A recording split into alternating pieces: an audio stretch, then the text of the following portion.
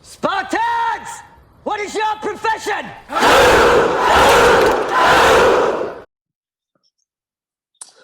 Yes, people, another edition of Knights of the Round Tables discussions where we discuss all sports all the time.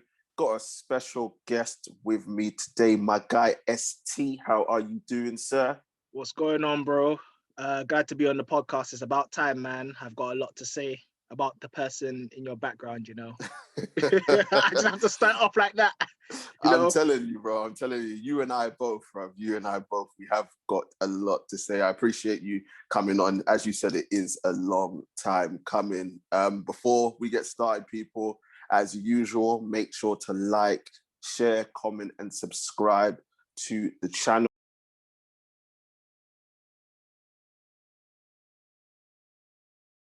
Get them likes up, get the comments up. You know, we like to be interactive with you, and get the subscriptions up.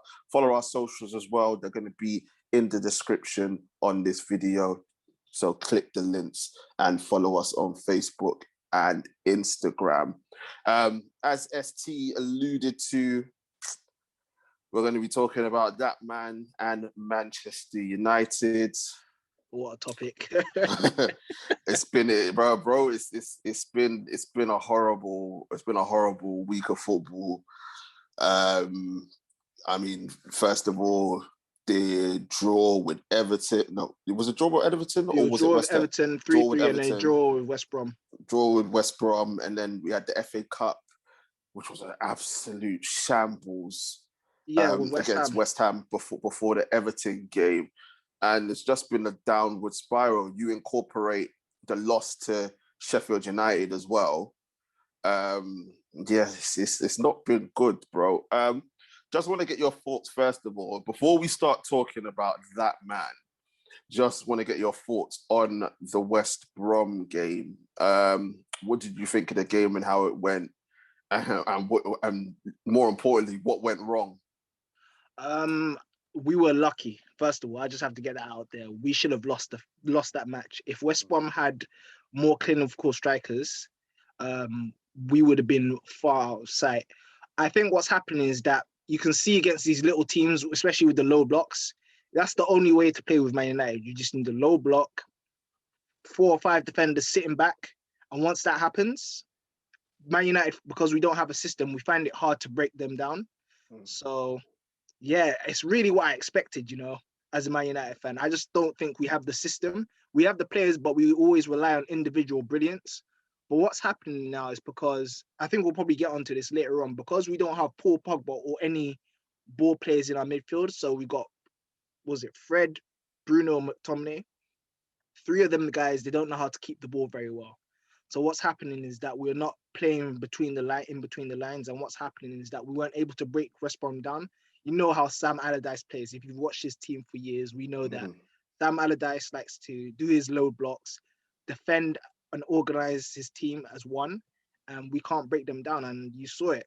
And Man United have just been getting away with it. And now look what's happened now. We're not getting away with it anymore because all the teams know how to play us. It's as simple as that, really. This is it. And as you said, the low block always causes a problem.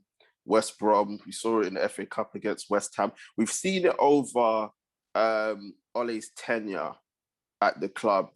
That it's been 2 years. It's been 2 years since he's been at the club. Obviously, the end of the season will make 2.5. Any teams that come up with low blocks, we've struggled. And then a lot of fans thought we turned the corner because we were winning the games that we would draw, or we were winning the games that we would lose before.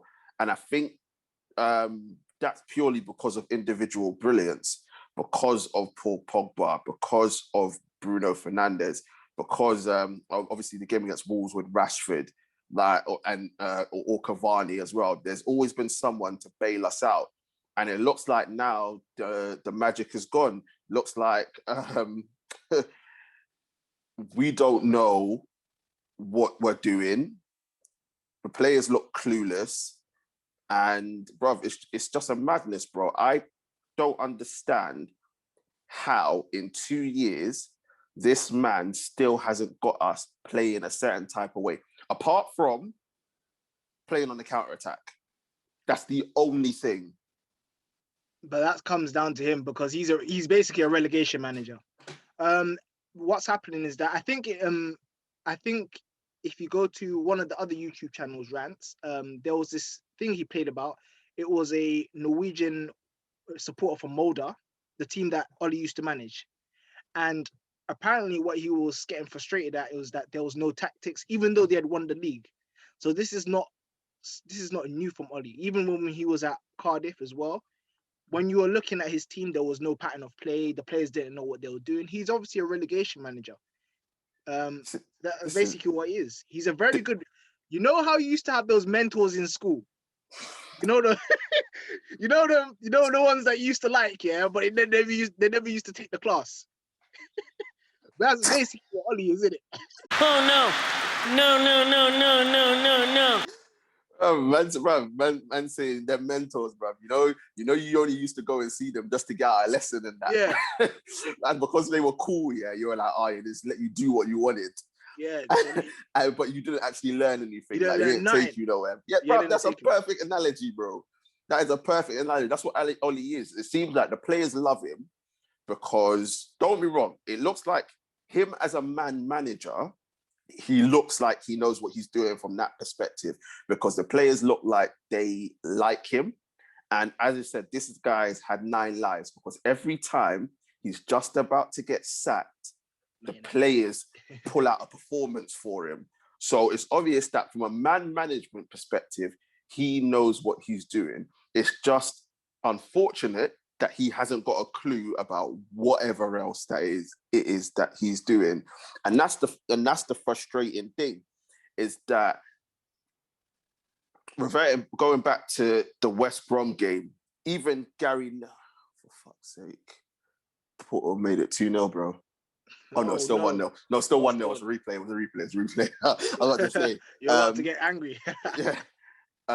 Even Gary Neville said it looks like if it was at the 70th minute, and he said, "Oh, it looks like United are ideas. They don't know what to do. They don't know where to go." And the other thing that annoys me about this man is that he makes like for like changes.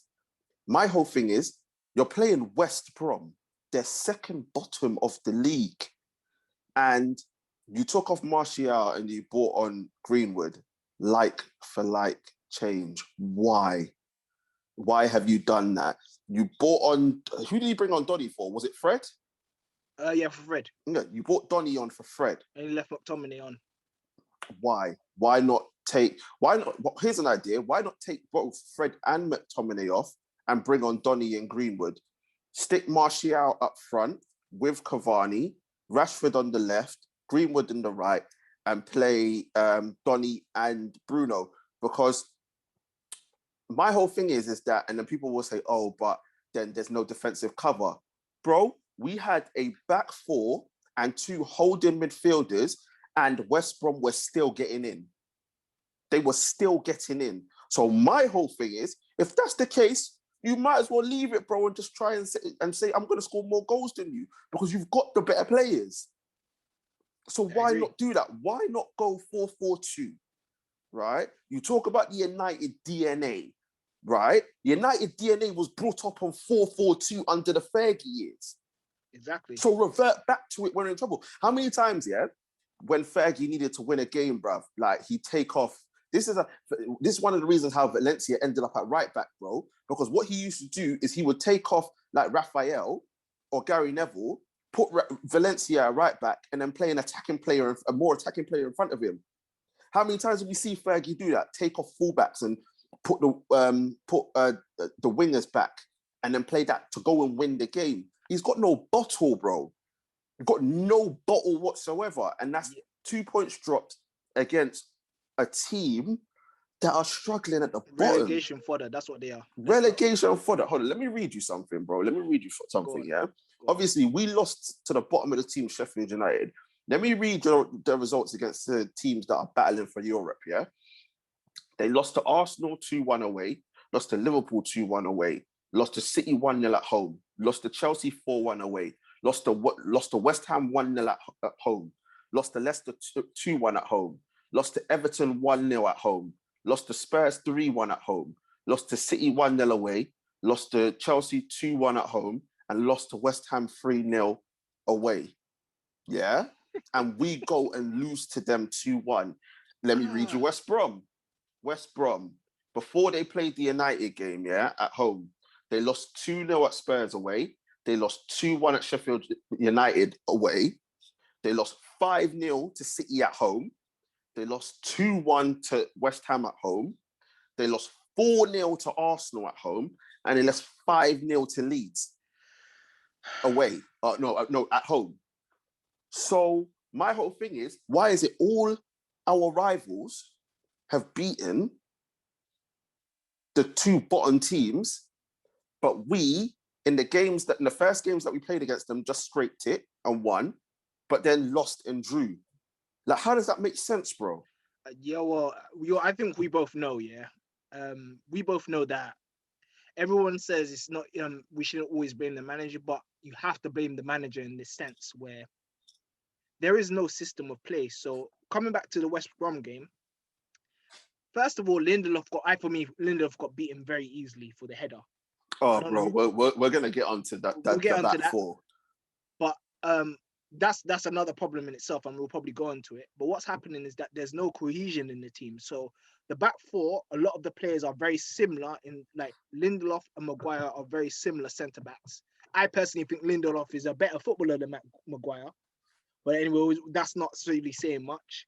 And then when it comes to the actual midfield now, we were very defensive in the sense that we didn't need those two players on. I would have played, instead of maybe keep Fred on, I would have played a Matic next to him, probably play Bruno there, and then put Cavani up top, Martial right, Rashford left. And if you're taking someone off, maybe then I would have taken off Fred and leave Matic to control the midfield pass between the lines, because at least Matic can pass.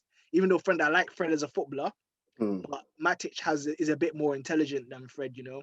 So I would have put that them, and I would have put on maybe change Greenwood personally for Cavani, because Cavani, even though his movement is very good, I think he makes unnecessary movement if you watch him. And I'm speaking as someone who plays in the forward positions. You don't need your striker running into your space. So, you know, I play as a winger. So if I see a striker come into my position, who's gonna be in the box for me to cross the ball? Whereas we need Cavani there, so I would have taken him off if he keeps doing that, and I would have put Greenwood up front, or maybe put Martial up front to hold the ball up. But we didn't need two holding midfielders in that game, to be honest. I don't personally, even though West Brom did have a few chances with the B-Tech Mane there, but yeah, that's what he is. He's the B-Tech Mane, had the same haircut and everything. And he was still bodying us. But my thing is, with teams like West Brom, you just go at them. Like, you don't defend. Like, trust me. The thing is, yeah, if we played West Brom like the way we play Southampton, and obviously we would never have gotten as much goals as Southampton, but we would have got 3-4 goals. We got the better side. You just let Matic dictate. Then it takes a little bit pressure off the back four, and then you let the forwards do everything. That's all he needed to do. Well, this is the thing for me, bro. Like, I want to talk about the back four. I have to talk about the back four. I have to talk about the back four. Like, bruv, we got a fridge and a freezer playing centre back, bro. We got a fridge on toes and a freezer on wheels playing at centre back. Like, bro, they're awful. Awful. And do you know what, right? And I hate the facts. Don't get me wrong. You know I love Bailly. And I understand what people say, like he's never fit, blah, blah, blah, which is fair enough. It's a fair criticism, and we have to go out and buy in the summer. But bro, even when he is fit, Ollie doesn't play him. You see when we went on that run, where Bailly was playing instead of Lindelof, and we were winning games and keeping clean sheets, right? And then as soon as we got that game against Liverpool away, Bailly gets dashed out the team, and he wasn't injured. He wasn't injured, right? And that's the thing for me. My whole was it Liverpool away or was it Arsenal away that we dashed them away? One out of two of them, I can't remember. But my whole thing is that you have the perfect partnership in Bailly and Maguire, because Bailly he's aggressive, he puts his foot in, he can play out from the back, and he's quick, which is the most important thing, because we know that fridge on toes can't run, bruv. Yeah. Man looks like he's in tarmac. He looks like he's on tarmac when he's running, like he's running on treacle and quicksand, isn't it?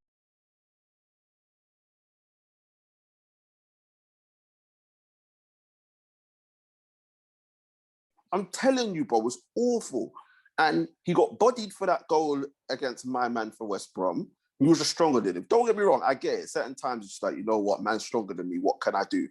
It is what it is. But they were getting in every single time. We know Luke Shaw is in fantastic form, so we can't even get onto him. Wan-Bissaka's Wan-Bissaka. Going backwards, he's great. Going forwards, it's horrible to watch. Yeah, it's long. We need to really go and get Max Aarons. But yeah, or at least give Wan-Bissaka some competition. And I love Wan-Bissaka, but watching him go forward against the little teams, he doesn't need to play in these games. I'm sorry. No, it's true. But bro, Maguire's not commanding. He's not a presence. He's not a leader. And he's captain of Manchester United. This man got relegated 4 times. 4 times. Man's been relegated 4 times. He bust case after he did what he did in Greece. Man, bust case. Right? Everyone seems to forget about that because he's English. Yeah. He bust case here after admitting what he did out there. And this guy is the captain of Manchester United.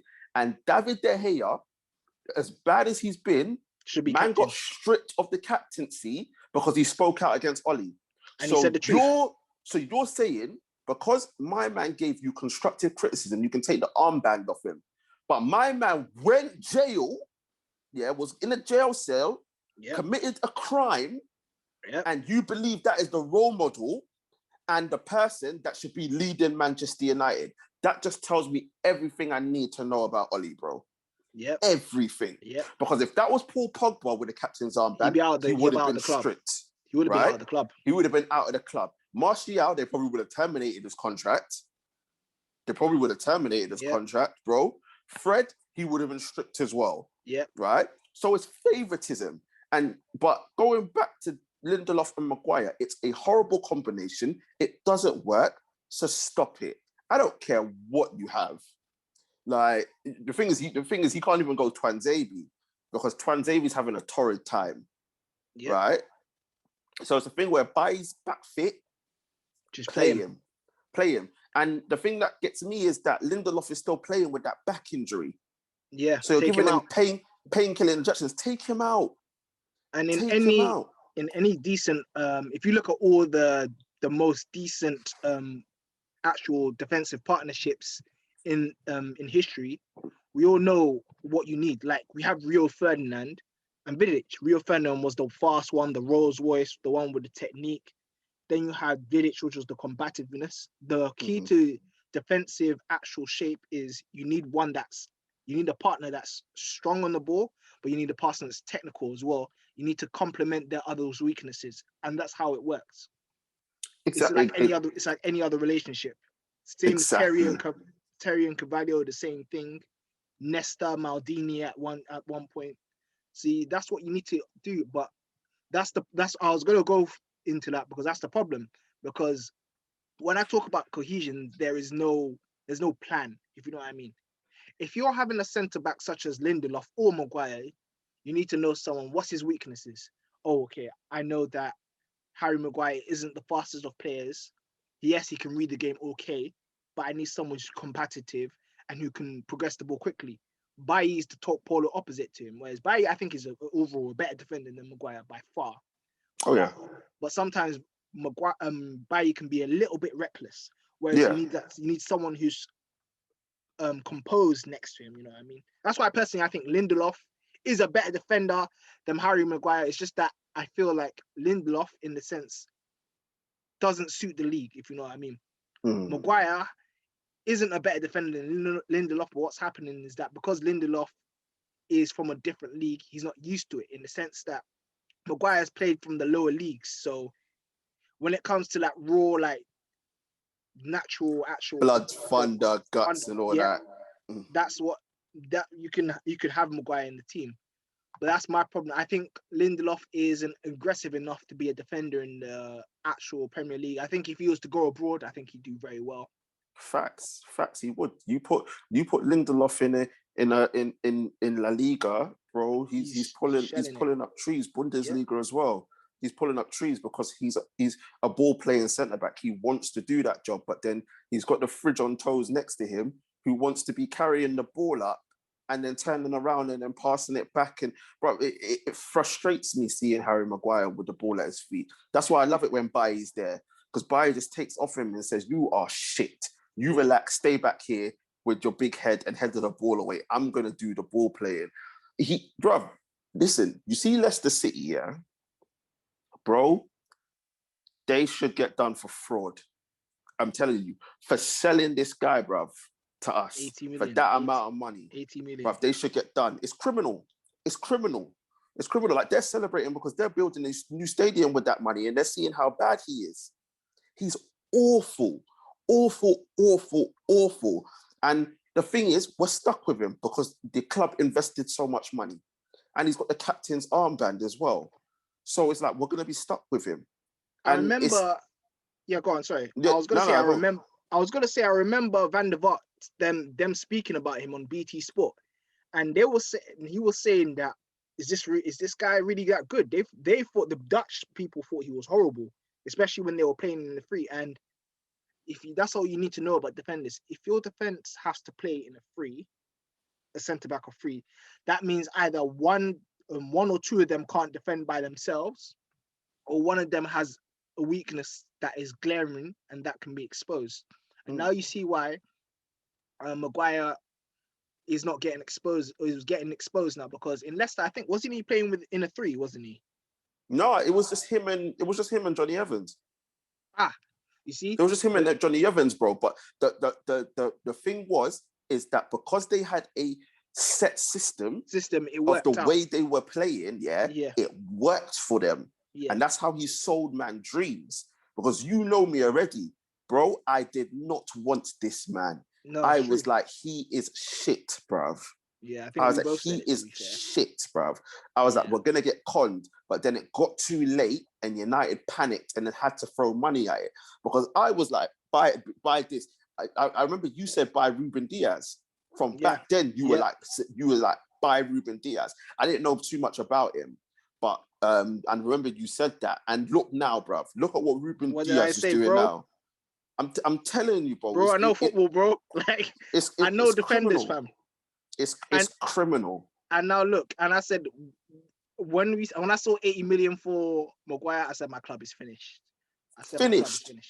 Finished, bro. It's a madness, absolute madness. But I want to move on to the midfield. Fred and McTominay and Bruno, as you said, their ball retention is atrocious in terms of keeping the ball and monopolizing the ball and playing it around. Bro, I do not want to ever hear ever again, "Oh, we don't need Paul Pogba. Oh, he can go. Oh, why do we need him anyway? We got Bruno. Oh, this." Now you're fucking learning what all of us were saying about this guy, bro, because he's the only one in the team that can play that 30, 40-yard pass. He's the only one he's the only one in that team, bar Donny, but they're different players, but that have the ball retention. Donny does it in different ways because he wants to play 1-2s. But Paul Pogba, because of his physique and his athleticism, can keep it whilst moving, right? And the goals that he gets from midfield, right? And the fact that imagine people were saying, "Oh, Pogba can't play in a 2. Look at Fred and McTominay in a 2, bro. We're still getting exposed. We're still getting exposed by the opposite team. So it doesn't matter. But what I don't want to ever hear again is, "Oh, we don't need Pogba because he's the one that plays them past it in between the lines." Bruno can't do it unless he's got 5 seconds on the ball. Bruno don't play them. They're two different players. Bruno's that player. He'll get you a goal and he can play them balls in behind the grass into space. Yeah. Paul Pogba's going to play you that 30, 40-yard pass and ping it and put it on your toe, bro. So I don't want to hear anything about, oh, we don't need him. Because if you are saying now, you're looking at this United team and saying now you don't need him, you got an agenda, you shouldn't be watching your football, and you're a fucking idiot. I don't said care. it better than myself. And just to go on that, and I'll tell you the thing, Fred, for example, I remember Troy Deeney saying this. I think he was on TalkSport. He's saying the reason why they went to press Fred is because Fred doesn't play the 1-2s around. He doesn't do the 1-2s and stop pass. He will take touches on the ball so they can press him. And especially when you're playing centre midfield, because I played centre midfield as well. And you have to have wing mirrors. You need to look to your side. You need to have a check over your shoulder. And Fred, as good as he is, and I rate him, if you pressure him, you're going to get the ball. And now what I'm going to say about Bruno and McTominay, people are going to think, oh, he's crazy. But listen to what I'm saying. They're very similar players. What? Bro, what are you talking about, man? I don't think McTominay, and I'll tell you the reason why. You're gonna have to justify that still. Yeah, and I'll tell you why. Yeah, McTominay wants to play where Bruno wants to play, because if you look at McTominay's shots, McTominay can strike a very good football. Well, I think he played striker at the youth, and then midfield, and then attacking mid for the under 23s or something. You can tell by the way he plays, like he's not a DM. So you can't expect him to do the passing, or he's not the centre midfielder. I think where McTominay actually wants to play is just before the box, running late in like Bruno does, and getting goals. You know what I mean? Obviously, we know Bruno's a way better player than McTominay. Yeah. But I think that their characteristics are quite similar. Obviously, Bruno's a lot better than McTominay. I'm going to go into that. But you can tell, like, it's not cohesive. Like, you can't play Bruno and McTominay. They're really, really similar, and they both don't control the ball. Obviously, Bruno is a lot better than McTominay. He's just a more cultured version. He's a more cultured version. I get what you're saying. I think from that standpoint, I kind of see what you're saying in terms of the fact that Scott McTominay wants to get further forward and he wants to score goals, but he'll never get in the team as a number 10 unless he's playing under like David Moyes or Tony Pulis or something like that. Because he's not good enough. He's not good enough for that. No, he isn't, and this is the problem. He's a box to box midfielder, but he's so limited in his ability, that he can't, like, because you can see he's got an engine. He gets up and down. He puts himself about, and he's got a clean strike, bro. Fat Boy does the same thing. It doesn't mean that he should be in the team, bruv.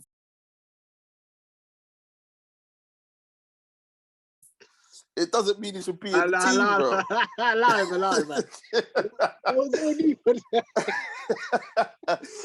Shout out to Fat Boy, bro. Shout out. He knows Fat Boy's a baller, man. He knows it's all up. But this is what that's what I'm saying. Like, McTominay is a good squad player.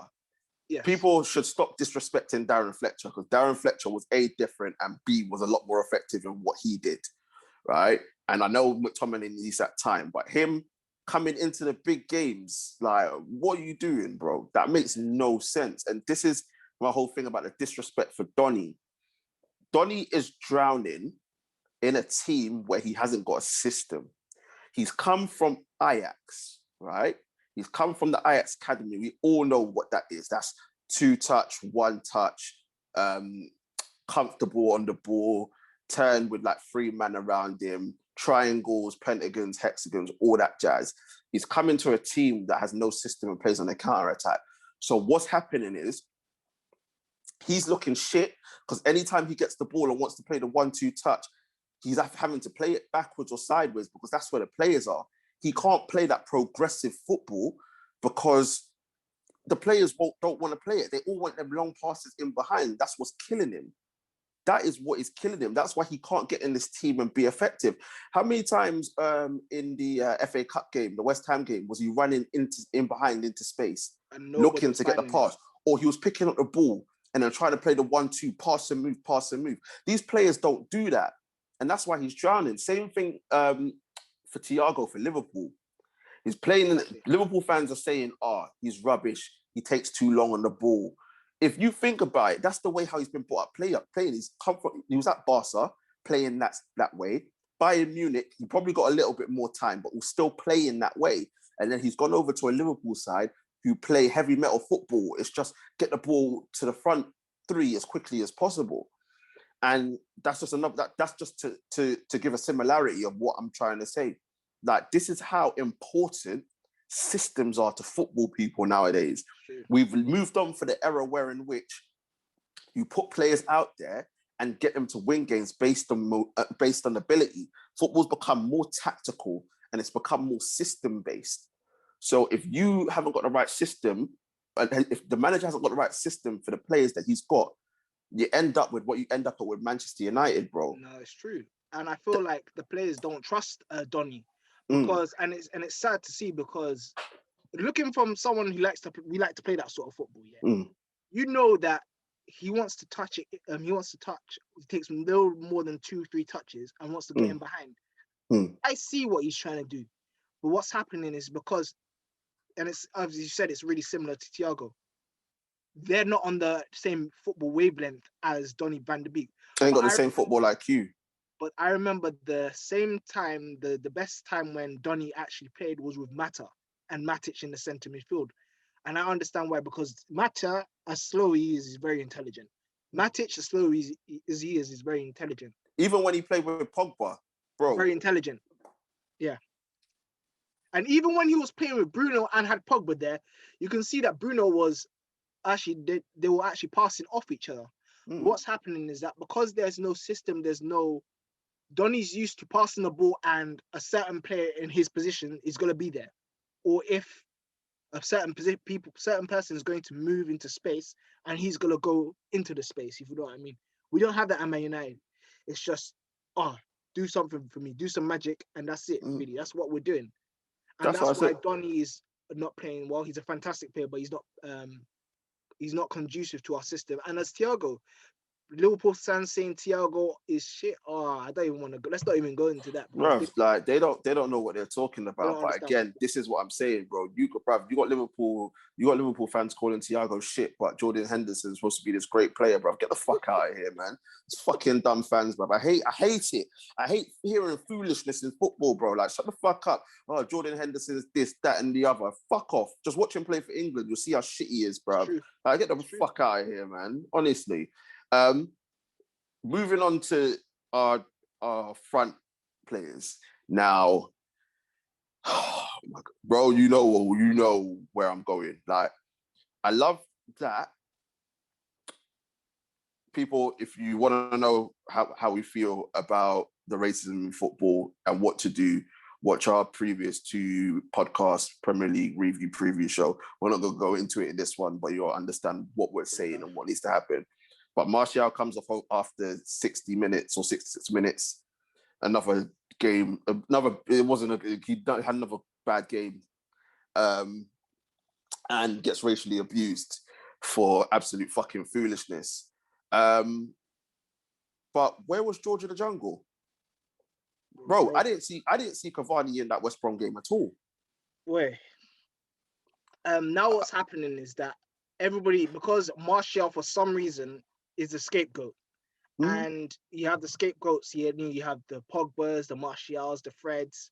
And those are 3 of our best players. And I feel like even though Martial, for me, is having a bad season, there are still things that he's doing well. He's holding up the ball well. He's still creating. Bro, he is the best at holding the ball up for us.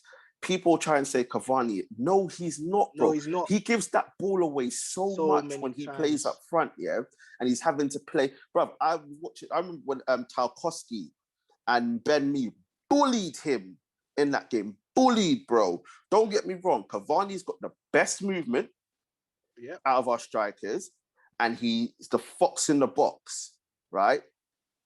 Greenwood is the best finisher, right?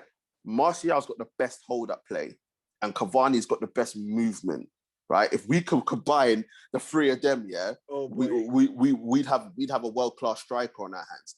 But the reason why I bring up the fact that, and I don't like to play playoff players, but like our fan base is so frigging stupid that you have to make these comparisons to try, even though they're not going to listen to it, try and make it make sense. because we didn't see Cavani at all in that West Brom game, but nothing was said. It was about Martial.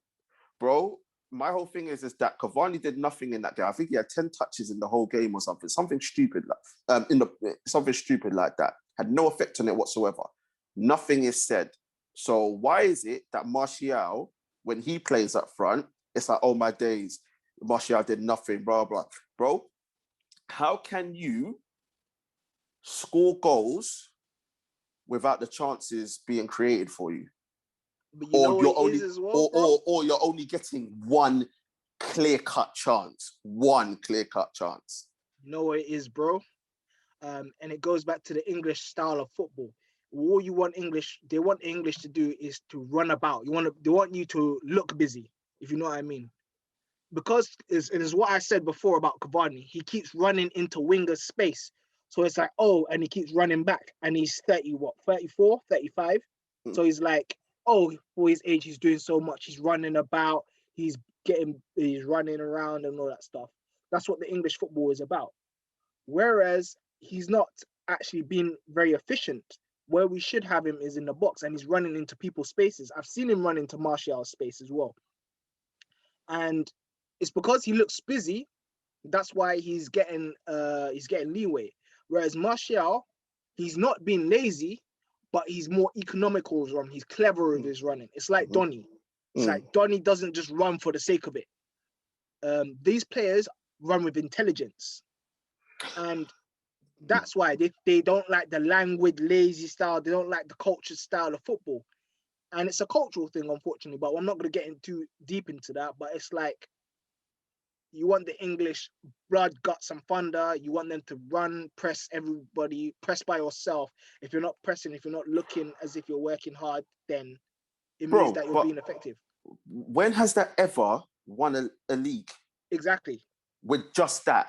Because don't get me wrong, you need it. At the end of the day, United had it, Pallister, Keane, do you know what I mean? Like Arsenal had it, Tony Adams, Nigel Winterburn. Yeah. Chelsea had it, John Terry, Carvalho, like those sorts of players, you know what I mean? So you have to have it in every team. But that's not the only thing. Exactly. That's not the only thing. And the reason why that is, if it was a case where you just had 11 blood, guts, sweat and tears, right?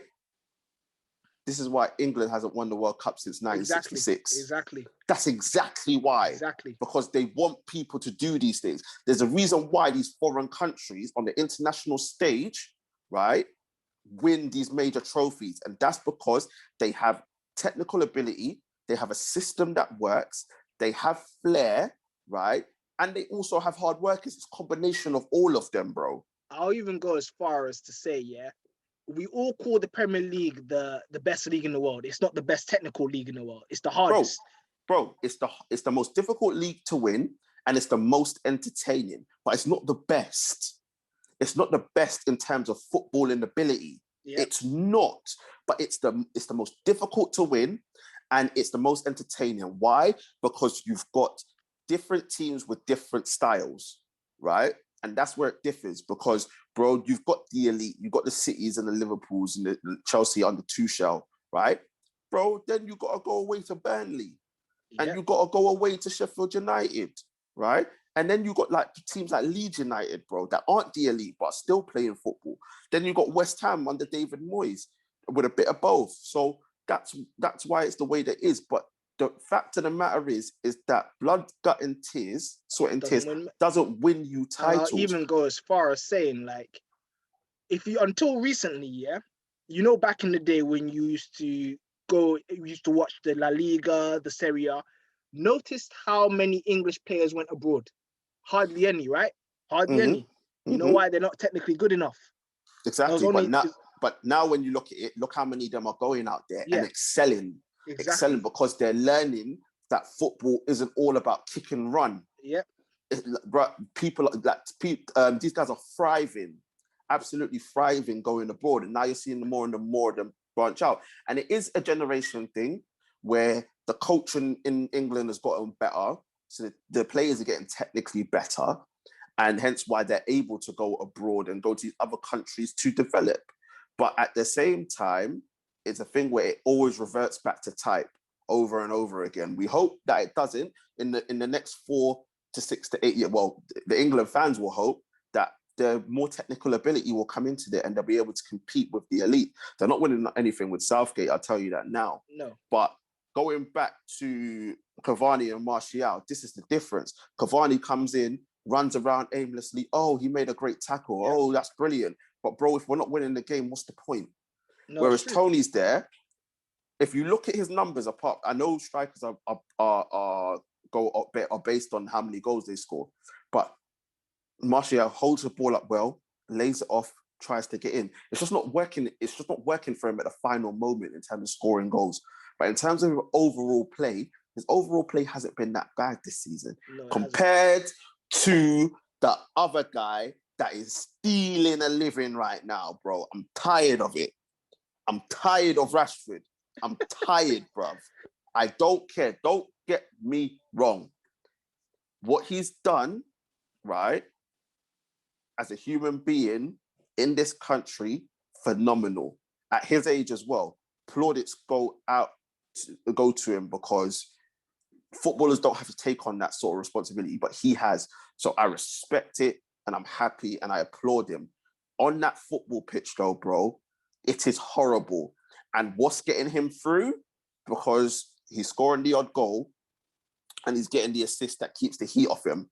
Yeah. But he's awful. Bro, I don't think I've seen a player with such a low football IQ in my years. And I'm not even joking, bro. No, it's true. I'm not even joking.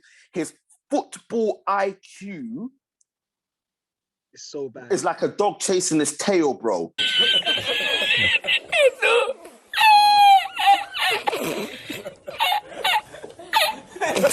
He's a fucking idiot.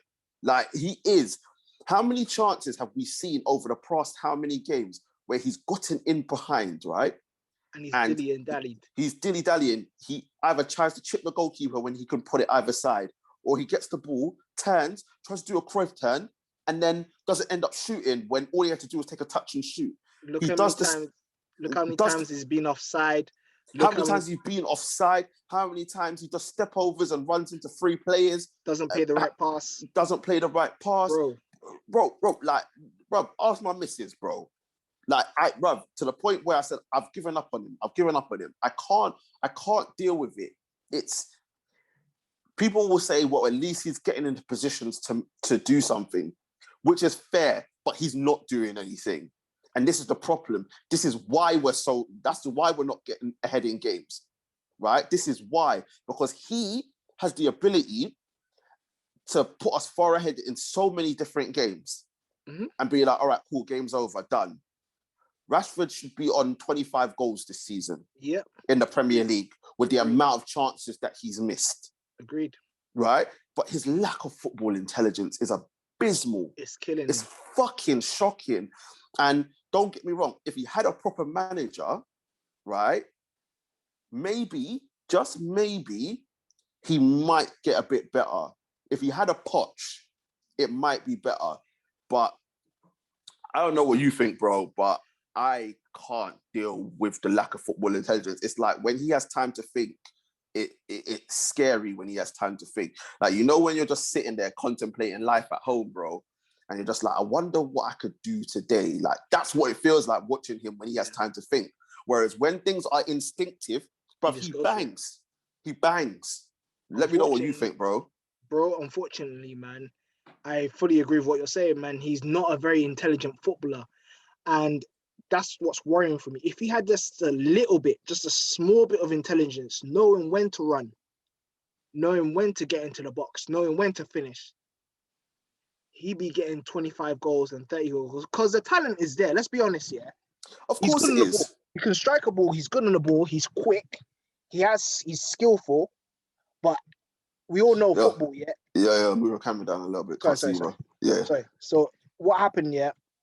If it's football, we all know it's up there, innit? So you need to be able to know when to move into space.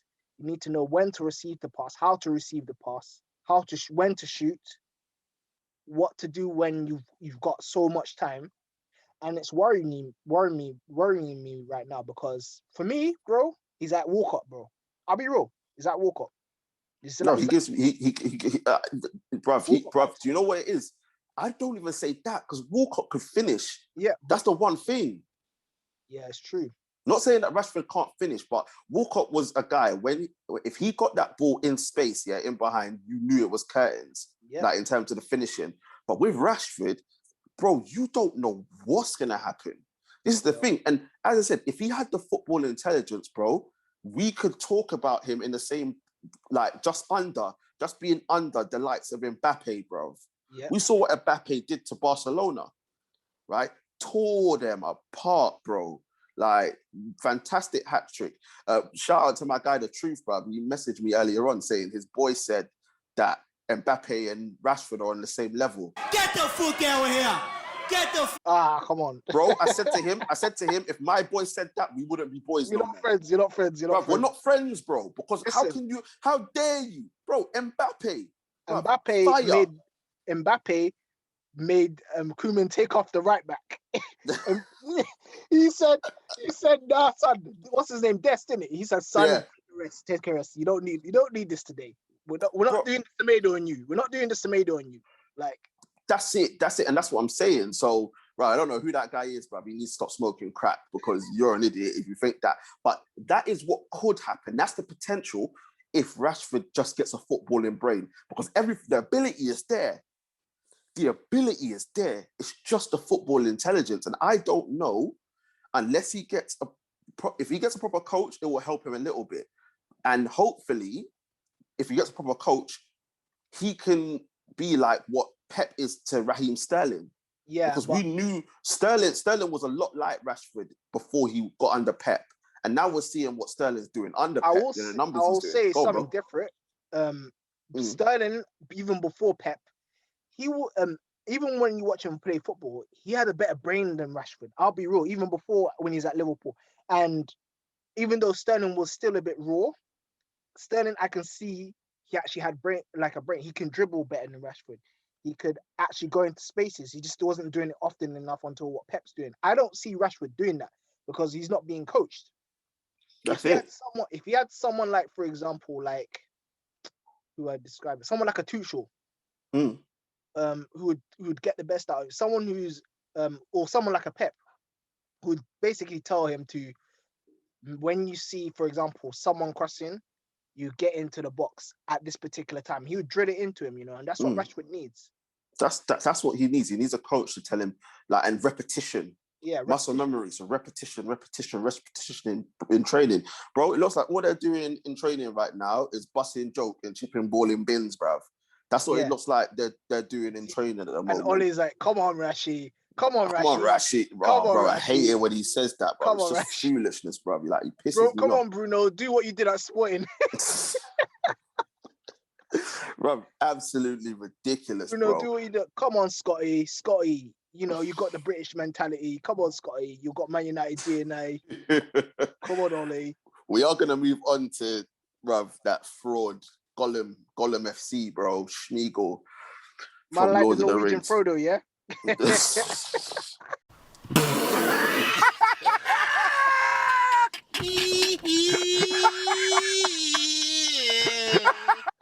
We're gonna move on to him, bro. Like, oh man. All right, let me say something to you, bro. I'm just gonna put this out there. Like, I'm gonna go on for a little bit. Okay. All right. David Moyes didn't get enough time. Cool. You got like 8 months. Cool. Louis van Gaal got us Champions League football and the FA Cup. Was sacked after the FA Cup because we finished 5th. Maureen, first season, got us Europa League and the League Cup. Got us that second place finish behind City. And then obviously it went to shit and he got sacked halfway through. Ole, no trophies so far. Got us a 3rd place finish last season. Got us knocked out in the group stage of the Champions League. Same as Louis van Gaal in that season where he got sacked after it. If Ole, all right, we putting our thing aside, right? I want to try and make this as neutral as possible. Okay. If Ole doesn't win a trophy this season, but finishes in the top 4, do you believe that the board will allow him to stay? And the rumours that are going around saying he's got a new contract will happen? Yeah, no, I think they'll keep him. Well, the simple fact is that because Man United are in the Champions League, if we finish 4th, the revenue's still coming in. You know, with these American owners, all they care is about the big TV, the big revenue, and the big money. So if Oli was to finish 4th, they'd think they'd be cool with it. As fans, we wouldn't be cool with it because we would have not seen an improvement. It's basically the same as what we did last year. But as a business guy, if I'm looking as it from the business point of view, I'm thinking to myself, you know what? He's got us into the Champions League again. That's what our objectives are. And unfortunately, the owners have let the standards drop for the fans. It used to be us. If you're not winning or competing, you're out. But what's happened is because Man United has gone so low, and the owners are just happy with actually finishing 4th and getting that revenue. I think it will be acceptable for them. So I think they'd keep him.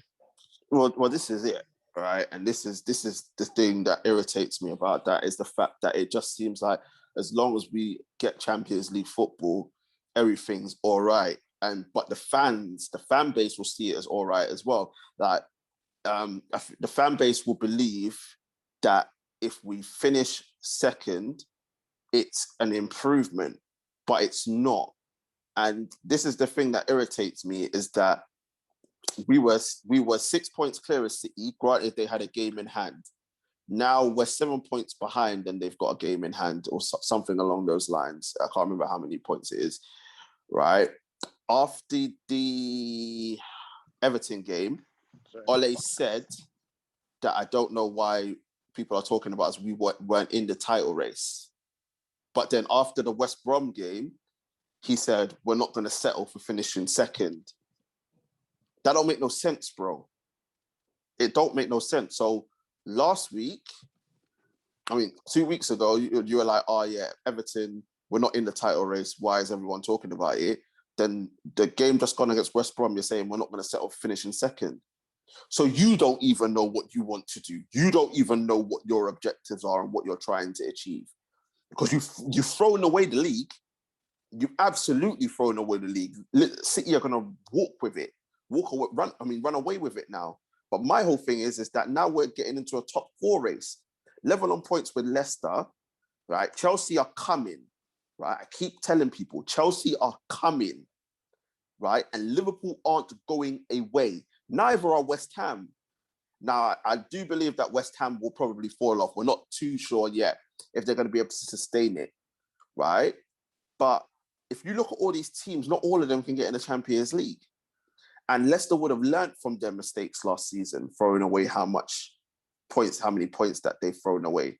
So Ole's putting us position now is top 4. We're no longer talking about the title. This is how the standards have dropped. And fans will say 2nd place is an improvement. It's ridiculous, bro. And I think also what people need to understand is you need to also, for progression, don't only look at the position, look at the points. I remember... I got that here. The points, yeah? I'll go through the points, yeah? Go on. All right, so 14-15, yeah? We finished 4th under Van Gaal, 70 points. Yeah. Right? 66 points would have got you 5th in that season. 15-16, we finished 5th with Van Gaal, 66 points. 16-17, first season under Maureen, we finished 6th, 69 points, right? But we got Europa League is how we got in the Champions League. 17-18, finished 2nd, right? 81 points under Maureen. That's the time where City went 100 points. Now, when Maureen said finishing 2nd was his greatest achievement, doesn't look so far-fetched now, does it? No. Considering that City went 100 points, yeah? 66 points in that season would have got you 6. There's a reason why I keep repeating this. 18-19 season, between Maureen and Ollie, we finished 6th, 66 points. Last season, we finished third, 66 points. So when I look at it, 66 points, bar the season just gone, would have never gotten you Champions League football. Agreed. Never gotten you Champions League football. And this is my point. There's no progression. There's no improvement. It's just that the teams in the Premier League have gotten worse. Yeah. That is it. We're not improving. The teams are just getting worse. Yeah. And why I say second isn't an improvement is the fact of 17-18 where we finished second, 81 points. Behind City, you got 100, and fans weren't happy. So why are we going to be happy if Oli finishes second? It don't make no sense, bro. No. Especially in a pandemic year where we were in the title race, right? Liverpool will never be this bad again with so many injuries. Chelsea will never be this bad again because they've now got a proper manager instead of that fraud, right?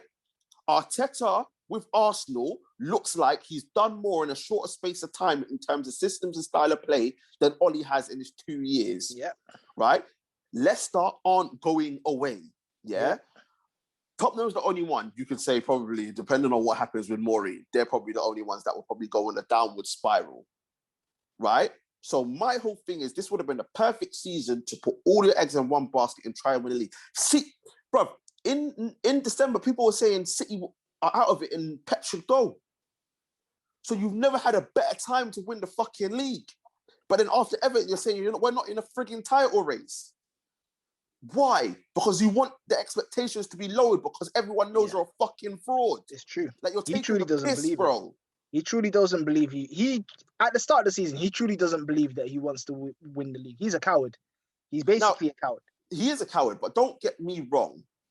At the beginning of the season, we would have never said we were in a title race. We could be in a title race under this man. The talk was fourth because everyone expected it to be City, Liverpool, and Chelsea because of the amount and United were looking to be battling it out with Spurs for fourth, right? But when you've made the difference and when you're in it, go for it, bro. But you're a coward. You're a coward. And this is what I say about Ole.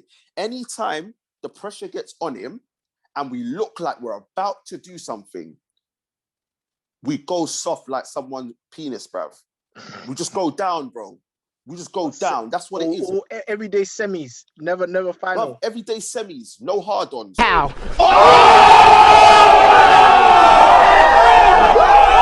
Bro. 4 semi-final losses, bro. Like, it's dumb. It don't make no sense. Yeah, it don't make sense, man. At all. And the fans are accepting this mediocrity. But if this was David Moyes, if this was Louis van Gaal, if this was Maureen, bro, they would have been burning down these guys' houses with what's going on at the club. It's because Oli scored a goal in 1999 to win us the Champions League. Forgetting the start. That's why. I'm just saying that's why. I don't agree with it. I know that's why. And don't get me wrong, right? I know that's why. And as I said, he's a cult hero. He's not a club legend for me. He's a cult hero of what he did in 99. And I appreciate it. Baby-faced assassin. All them goals he used to score coming off the bench. I appreciate it. But my whole thing is that you are not getting the best out of these players, right? True. You don't know what you're doing and you won't admit it because you're too arrogant to admit that you don't know what you're doing, bro. And it's frustrating because look at what Poch has gone and done with PSG. Absolutely tore Barcelona to pieces. Last season, we got Barcelona. No, was it last season? No, season before. Was it the season before? Yeah, the season before we got Barcelona and got absolutely killed in the Champions League. And Liverpool went on to win it. Right? So he's always this nearly man, bro. And that's all he ever will be. And my whole thing is if he doesn't win anything, I don't care if we get Champions League football. If he doesn't win anything at the end of the season, there's nothing. Especially if he finishes third or lower, he's got to go because that's not improvement. Where are you going to say there's improvement? Because it's not. We finished third last season. So if he gets second, if he gets second and no trophy, that's what these fucking Oli fanboys will say. That he finished second is an improvement. Well, Maureen did that and you still wanted him out. So what's the double standards about? It's true. And I'm not Maureen's biggest fan, But my whole thing is have the same energy for everybody else. No, it's true. Have the standards high, like you did when it was Louis van Gaal and Maureen with And this Moyes. guy. With this guy, bro. I'll be honest with you. Moyes did a better job than he has done. That's how bad it is.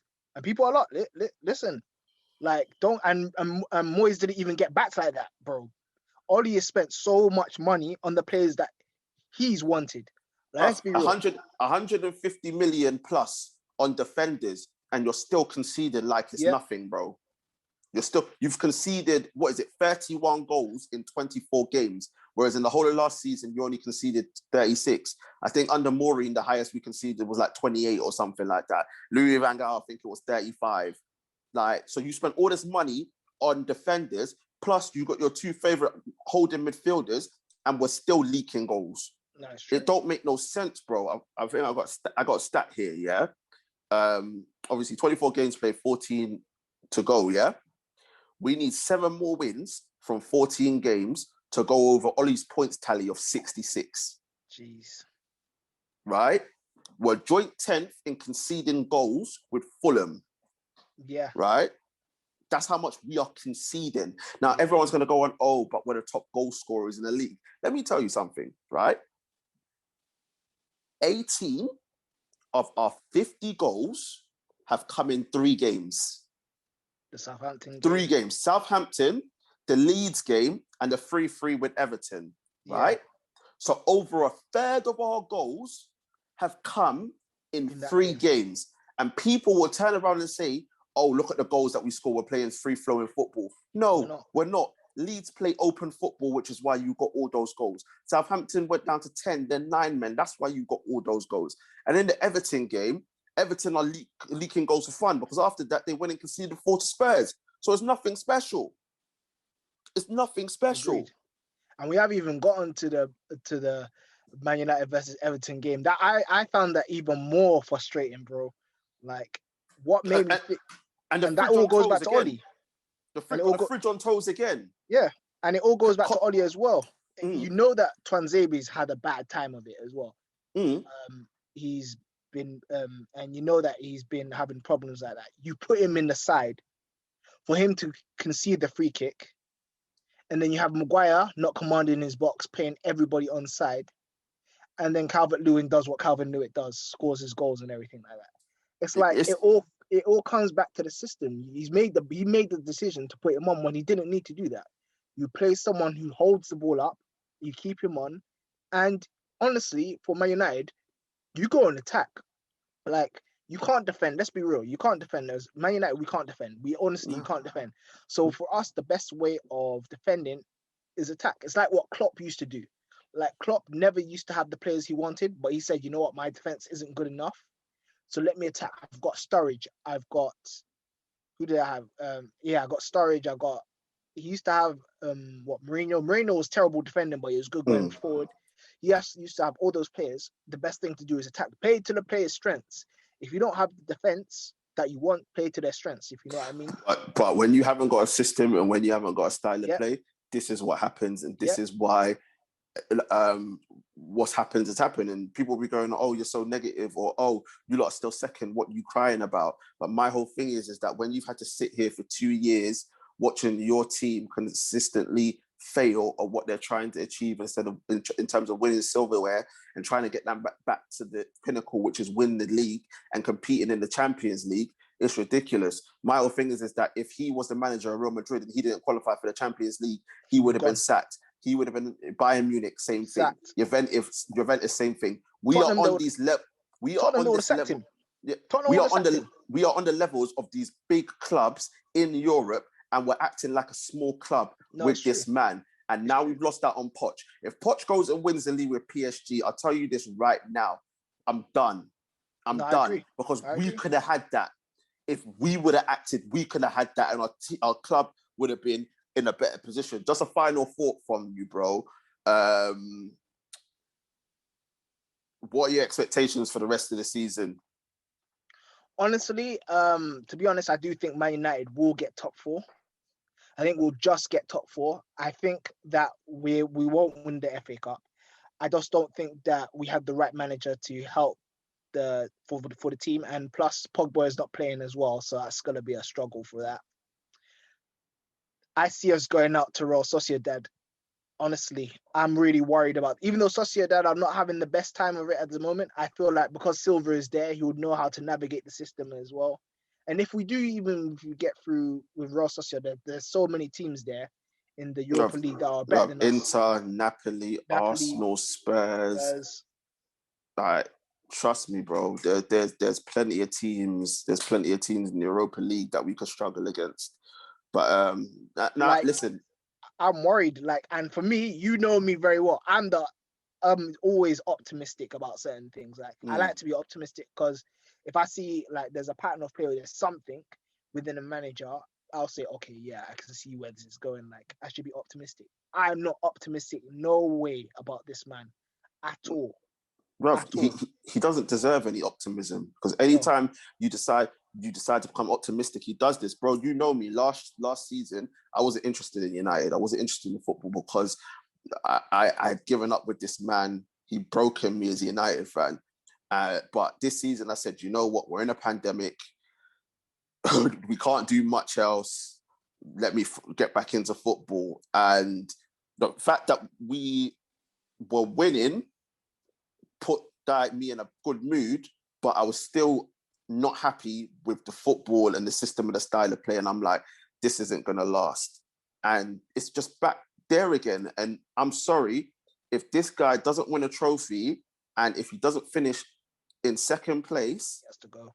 Bro, he's got to go. And if he doesn't, bro, I'm going to have to say I'm done with United again because I can't keep watching this guy in this awful football. I can't keep dealing with it and seeing us get only so far. Every time we get to a certain ceiling, we're not getting anywhere. And yes, I get, as a manager, he's been brilliant.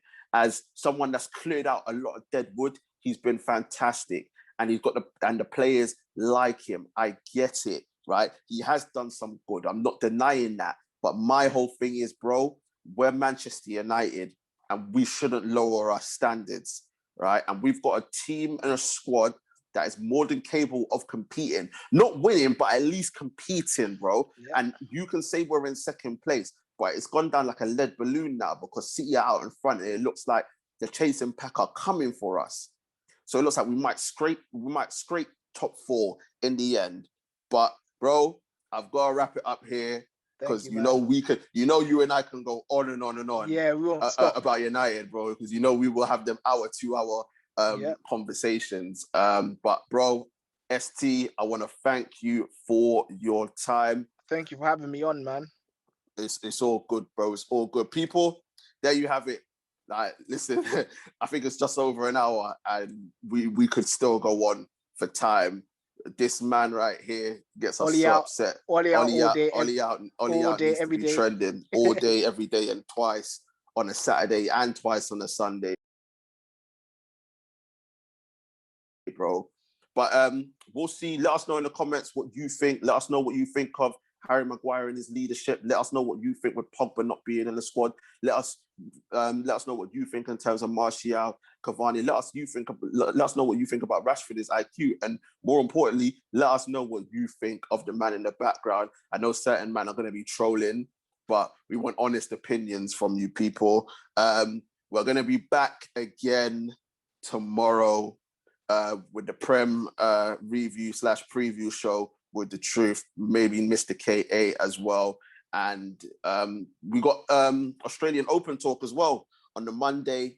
We're going to be reviewing the Australian Open, and we're going to be putting that out for you because we haven't done any tennis talk. And as usual, we got the UFC coming up. Check out the UFC 258 review show with Tooth on that. And ST, it's been a pleasure. Definitely going to get you on next time. Because just as much as you're a football fan, we're going to get you on for the boxing as well, because we're going to need your IQ for that, because you know how good you are about boxing and the analysis there. But people, stay safe out there. Keep your family safe, and we shall see you again very soon. Peace.